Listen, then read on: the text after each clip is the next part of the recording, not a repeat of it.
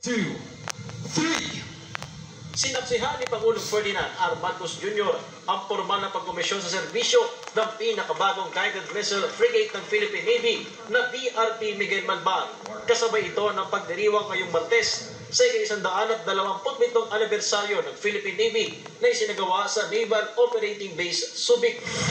Noong nakaraang buwan dumating sa bansa itong pinakabagong barko ng Philippine Navy, ang BRP Miguel Malvar na binili sa South Korea at isang guided missile frigate. Matapos ang commissioning, inaasahang sasabak agad ito sa pagprotekta sa teritoryo at soberanya ng Pilipinas, kabilang na ang pagpapatrolya sa West Philippine Sea.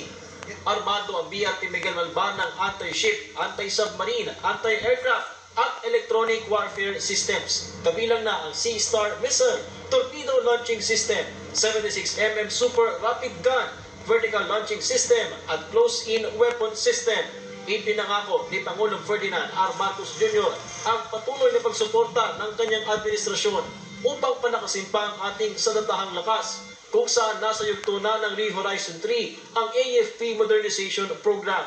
We are investing in responsive and up-to-date assets and systems to ensure that our Navy remains a formidable force in the region. Kasama rin sa commissioning ang BRP Albert Magini. Ito ang pinakaunang locally assembled patrol vessel at ikawalong Acero Class Fast Attack Interdiction Craft o FAID. Wala tayong isusuko, wala tayong papapabayaan. Nanindigan naman ng Commander-in-Chief sa patuloy na pagprotekta sa Pilipinas, kabilang na ang West Philippine Sea, alinsunod sa itinakda ng international law. Sa kabila ng tensyon sa ating rehiyon, nananatiling matatag ang ating hukbong dagat. We stand firm. We will never tolerate any act of disrespect against our sovereignty. For this reason, we have been progressively undertaking actions to attain a holistic defense posture that secures the whole Philippine archipelago and our exclusive economic zone. This is anchored in the comprehensive archipelagic defense concept. Dagdag ng Pangulo, patuloy ang magiging ugnayan ng Pilipinas sa iba pang mga katuwang na bansa, kabilang na pagsasagawa ng military exercises kagaya ng nakatapos lamang na balikatan.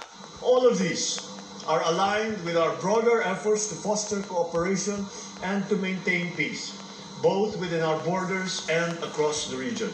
Mula Subic, Zambales, Patrick De Jesus para sa Pambansang TV sa Bagong Pilipinas.